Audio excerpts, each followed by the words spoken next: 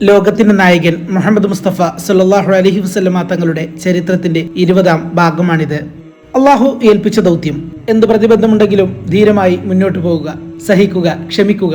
നബി സല്ലല്ലാഹു അലൈഹി വസല്ലമ തങ്ങൾ ആദ്യം രഹസ്യമായും പിന്നീട് പരസ്യമായും ജനങ്ങളെ ഇസ്ലാമിലേക്ക് ക്ഷണിച്ചുകൊണ്ടിരുന്നു. ഇസ്ലാം മതം സ്വീകരിച്ചവരെ ശത്രുക്കൾ കഠിനമായി മർദ്ദിച്ചുകൊണ്ടുമിരുന്നു. മർദ്ദനം ദുസ്സഹമായിരുന്നു. ഉസ്മാൻ ഇബ്നു അഫ്ഫാൻ ഇസ്ലാം മതം സ്വീകരിച്ചപ്പോഴും മർദ്ദിക്കപ്പെട്ടു. അദ്ദേഹം പ്രസിദ്ധനായ കച്ചവടക്കാരനാണ്. ധനികനും ഉദാരനുമാണ്. സ്വാധീനമുള്ള ചെറുപ്പക്കാരൻ. എന്നിട്ട് പോലും രക്ഷയില്ല. നബി സല്ലല്ലാഹു അലൈഹി വസല്ലമ തങ്ങളുടെ 2 പുത്രിമാരെ അബൂലഹബിന്റെ മക്കൾ വിവാഹം കഴിച്ചിരുന്നല്ലോ. തബ്ബത് യദാ അബീലഹബ്. അബീലഹബിന്റെ 2 കരങ്ങളും നശിച്ചു. ഇങ്ങനെ തുടങ്ങിയ സൂറത്ത് ഇറങ്ങിയപ്പോൾ അബൂലഹബ് തന്റെ പുത്രന്മാരോട് പറഞ്ഞു, മക്കളെ, മുഹമ്മദിന്റെ പുത്രിമാരെ വിവാഹമോചനം നടത്തുക. ഉത്ബത്തും ഉത്തൈബയും പ്രവാചക പുത്രിമാരെ ഉപേക്ഷിച്ചു. റുഖയ്യയും ഉമ്മു കുൽസൂം വിവാഹമോചിതരായി. ഉത്തൈബ ഒരു കടുംകൈ കൂടി ചെയ്തു. അയാൾ നബി സല്ലല്ലാഹു അലൈഹി വസല്ലമയോട് പറഞ്ഞു, മുഹമ്മദേ, നിന്റെ മതത്തെ ഞാൻ നിരാകരിക്കുന്നു. നിന്റെ മകളെ ഞാൻ ഉപേക്ഷിക്കുന്നു. പിന്നെ ആ ദുഷ്ടൻ തിരുമേനിക്ക് നേരെ ആഞ്ഞു തുപ്പി. അബൂലഹബ് എല്ലാം കണ്ടു നിൽക്കുകയാണ്. ഉത്തൈബയുടെ ഈ പ്രവൃത്തി നബി സല്ലല്ലാഹു അലൈഹി വസല്ലമ തങ്ങളെ പ്രകോപിപ്പിച്ചു. അവിടുന്ന് പറഞ്ഞുപോയി, നിന്നെ നരി പിടിക്കും. തിരുവചനമല്ലേ, അത് പുലരും. അബൂലഹബും മകനും പരിഭ്രാന്തരായി. എന്നിട്ട് എന്ത് കാര്യം? സിറിയയിലേക്കുള്ള ഒരു കച്ചവട സംഘത്തോടൊപ്പം യാത്ര ചെയ്യവേ സുഹൃത്തുക്കൾക്ക് നടുവിൽ കിടന്നുറങ്ങുകയായിരുന്നു. ഒരു നരി മണം പിടിച്ചു വന്ന ഉതൈബയെ കടിച്ചു കൊന്നു. റുഖയ്യ റളിയല്ലാഹു അൻഹയെ ഉസ്മാൻ റളിയല്ലാഹു അൻഹുവിന് വിവാഹം കഴിച്ചു കൊടുക്കാൻ നബി സല്ലല്ലാഹു അലൈഹി വസല്ലമ തങ്ങൾ തീരുമാനിച്ചു. ഖദീജ റളിയല്ലാഹു അൻഹയ്ക്കും മറ്റു കുടുംബാംഗങ്ങൾക്കും അത് ഇഷ്ടമായിരുന്നു. ഉസ്മാൻ റളിയല്ലാഹു അൻഹു അതൊരു വലിയ പദവിയായിട്ടാണ് കരുതിയത്. ആ വിവാഹം നടന്നു. ഉസ്മാൻ റളിയല്ലാഹു അൻഹുവും റുഖയ്യ റളിയല്ലാഹു അൻഹയും ഏറെ സന്തോഷം നിറഞ്ഞ ദാമ്പത്യം നയിച്ചു വന്നു. അവരുടെ സന്തോഷത്തിൽ ദുഃഖം കലർന്നിരുന്നു. ഈ വിവാഹം ഖുറൈശികൾക്ക് ഇഷ്ടപ്പെട്ടില്ല. ഉസ്മാൻ റളിയല്ലാഹു അൻഹു ഇസ്ലാം സ്വീകരിച്ചത് തന്നെ സഹിക്കാൻ വയ്യ. കൂട്ടത്തിൽ മുഹമ്മദിന്റെ മകളെ വിവാഹം നടത്തുകയും ചെയ്തു. റുഖയ്യ റളിയല്ലാഹു അൻഹ ഗർഭിണിയായി. മാതാപിതാക്കളുടെ പരിചരണം വളരെയേറെ ആവശ്യമുള്ള സന്ദർഭം. വീട്ടിൽ നിർത്താൻ ധൈര്യമില്ല. ശത്രുക്കൾ ഗർഭിണിയെ ഉപദ്രവിക്കുമെന്ന ഭീതി. നമുക്ക് ഈ നാട് വിട്ടു പോകേണ്ടതായി വരും. ഉസ്മാൻ റളിയല്ലാഹു അൻഹു ഭാര്യയോട് സ്വകാര്യം പറഞ്ഞു. മകൾ ഉമ്മയോട് പറഞ്ഞു. ഉമ്മ നബി സല്ലല്ലാഹു അലൈഹി വസല്ലമ തങ്ങളോട് പറഞ്ഞു. എല്ലാവരും ദുഃഖിതരാണ്. റുഖയ്യ റളിയല്ലാഹു അൻഹയുടെ കാര്യം എല്ലാവരെയും ആശങ്കാകുലരാക്കി. മർദ്ദനം സഹിക്കവയ്യാതായപ്പോൾ ഏതാനും സ്വഹാബികൾ നാടുവിടാൻ സന്നദ്ധരായി. അവരുടെ കൂട്ടത്തിൽ ഉസ്മാൻ റളിയല്ലാഹു അൻഹുവും ഭാര്യ റുഖയ്യ റളിയല്ലാഹു അൻഹയും പോകാൻ തീരുമാനിച്ചു. ഖുറൈശികൾ അറിയാതെ വേണം യാത്ര പോവാൻ. അറിഞ്ഞാൽ പോക്ക് നടക്കില്ല. ജിദ്ദ തുറമുഖത്ത് കപ്പൽ വരുന്ന സമയം രഹസ്യമായി അറിഞ്ഞു. അബ്സീനിയയിലേക്കാണ് പോകുന്നത്. ആ രാജ്യം ഭരിച്ചിരുന്നത് നജ്ജാഷി രാജാവായിരുന്നു. അബ്സിനിയയിൽ രാജാക്കന്മാർ നജ്ജാഷി എന്ന പേരിൽ അറിയപ്പെട്ടു. അക്കാലത്ത് നജ്ജാഷിയുടെ ശരിയായ പേര് അസഹ്മത് എന്നായിരുന്നു. ഖുറൈശികൾ അറിയാതെ രക്ഷപ്പെടണം. ഇരുട്ടിന്റെ മറവിൽ യാത്ര.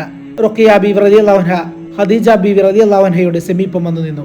ഇരുവരും കെട്ടിപ്പിടിച്ച് കരഞ്ഞു. പിന്നെ യാത്ര പറഞ്ഞിറങ്ങി. മകളുടെ പോക്ക് നോക്കി മാതാപിതാക്കൾ നിൽക്കുന്നു. ഉസ്മാൻ റളിയല്ലാഹു അൻഹു കൂടെ നടക്കുന്നു. ഇരുട്ടിൽ നടന്നു നീങ്ങുന്ന നിഴൽ രൂപങ്ങൾ. ആ സംഘത്തിന് നേതൃത്വം നൽകിയിരുന്നത് ഉസ്മാൻ ഇബ്നു മുളയ്യിൻ റളിയല്ലാഹു അൻഹു ആണ്.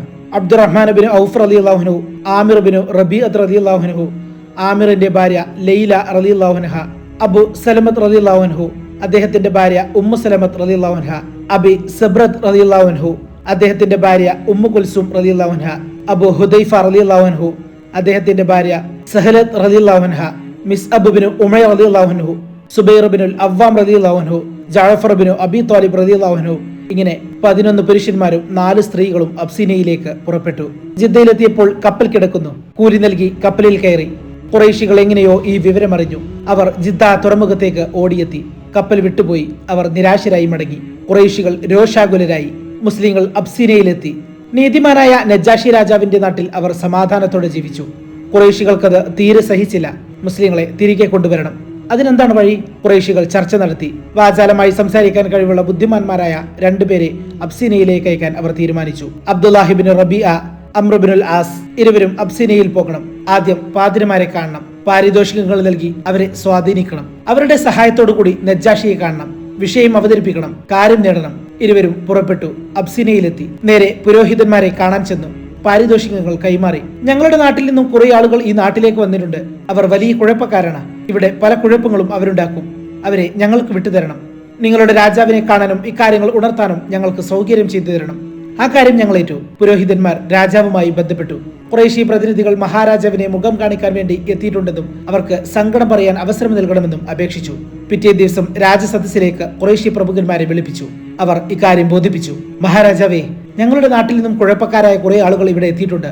ഞങ്ങളുടെ നാട്ടിൽ അവർ ജനങ്ങളെ ഭിന്നിപ്പിച്ചു. കുടുംബ ബന്ധങ്ങൾ തകർത്തു. ഇവിടെയും അതൊക്കെ സംഭവിക്കും.